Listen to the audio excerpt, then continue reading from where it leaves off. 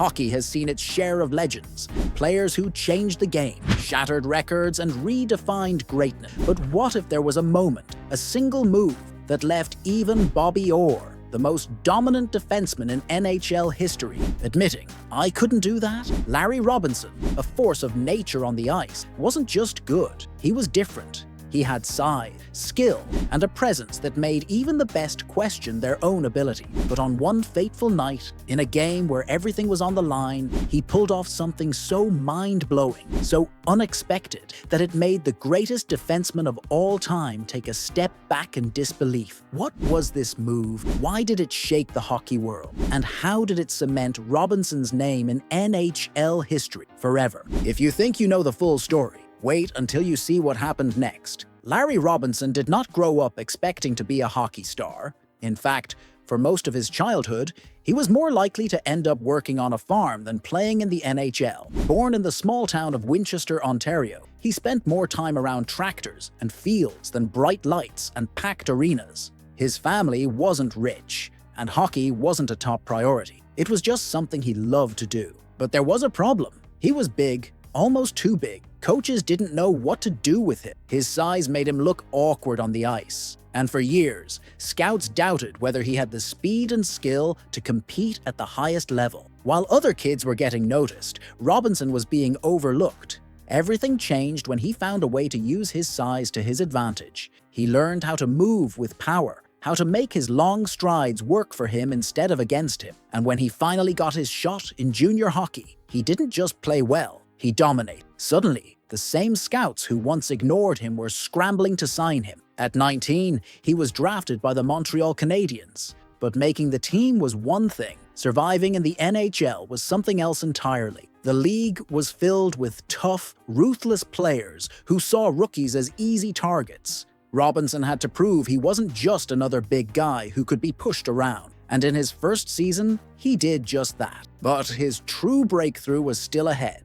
A moment that would not only change his career, but would make even Bobby Orr stop and take notice. Larry Robinson was not just another big defenseman. He was a force that could not be stopped. In an era where size often meant slow and uncoordinated, Robinson rewrote the script. He was fast, he was smart, and when he hit, opponents felt it. In his first full NHL season with the Montreal Canadiens, Robinson wasted no time proving he belonged. He wasn't just a stay-at-home defenseman. He could move the puck, control the game, and lead his team with a presence that made even the toughest players think twice before challenging him. But his true value wasn't just in his skill. It was in his ability to make an impact when it mattered most. By the late 1970s, Robinson had become the centerpiece of the Canadiens' defense, a unit that was nearly impossible to break through.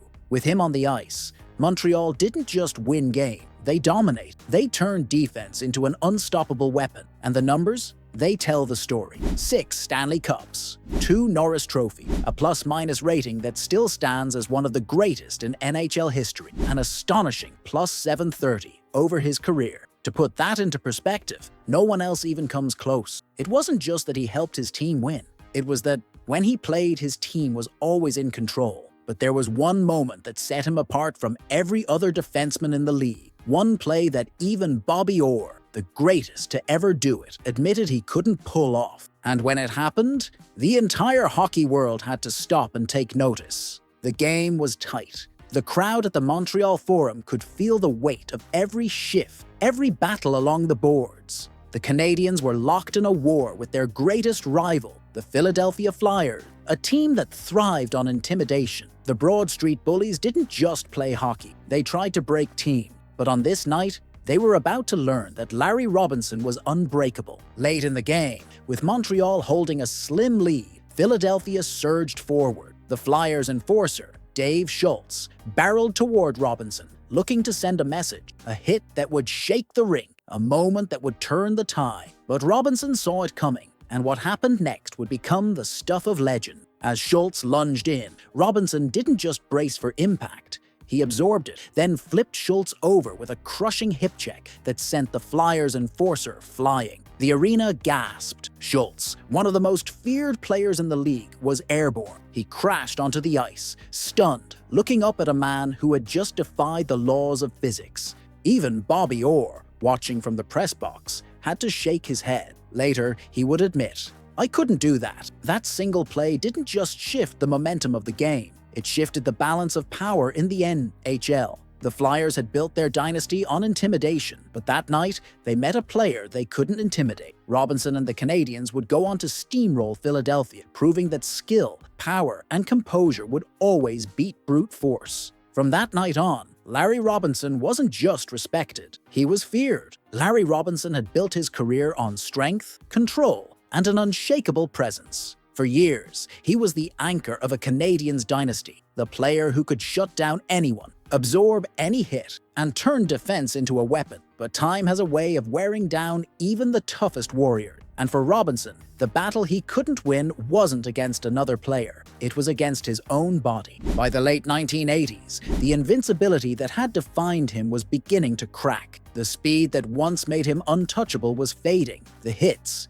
that he used to shake off like nothing, started to take their toll. His body, after over a decade of punishing play, was feeling the cost of every blocked shot, every collision, every hard-fought shift. He tried to fight it. He conditioned harder, trained longer, pushed through the pain. But the game was changing, and so was he. Younger, faster players were entering the league, and for the first time in his career, Robinson wasn't the most dominant player on the ice. Then came the moment that told him everything he needed to know. A routine play, one he had made 1,000 times before, felt different. His legs didn't respond the way they used to. His instincts were still sharp, but his body was a half step behind. And in a league where a half step could mean everything, he knew. The Canadiens, the team he had given everything to, made the painful decision. It was time to move on. After 17 seasons in Montreal, Robinson left the only team he had ever known. He wasn't done with hockey, not yet, but the dynasty, the dominance, the unstoppable force, that was over. Even legends can't outrun time. And for Larry Robinson, the game he loved was slipping away. Some players leave behind stats, others leave behind moments. Larry Robinson left behind something bigger, an era. Even years after his retirement, his influence is still visible in the NHL. Few defensemen in history have ever controlled the ice the way he did. His +730 career plus-minus rating remains one of the greatest in the history of the game, a number so absurd that even modern analytics struggle to make sense of it. It was not just about how many goals he helped prevent. It was about how much better his team played when he was on the ice. 6 Stanley Cups, 2 Norris Trophy, a Conn Smythe, a Hall of Fame induction in 1995. But numbers only tell part of the story. Robinson changed what it meant to be a defenseman. Before him, size often meant slow, and defense often meant staying back. He proved that a blue liner could be powerful and mobile, tough and skilled. He wasn't just shutting down superstar, he was outplaying them. And then there was that moment. The move that made even Bobby Orr shake his head in disbelief. It was more than a single play. It was a symbol of how Robinson's presence could shift an entire game, change an entire series, define an entire generation of hockey. But perhaps the most telling part of his legacy is what came after his playing days. He was not just a great player. He became a great mentor, coaching and influencing future stars. He wasn't the type to chase personal glory. He just wanted to win.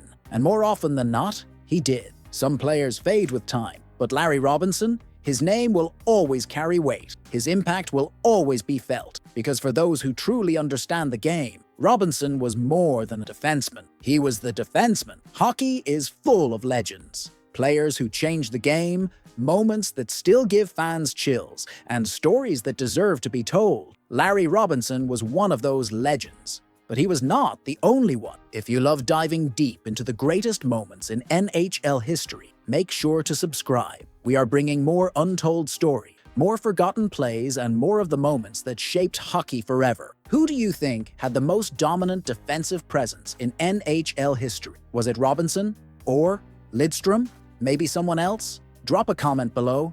We want to hear from you. And if you enjoyed this story, hit that like button. It helps keep these legendary moments alive. Until next time, keep your head up, your stick down, and never stop loving the game.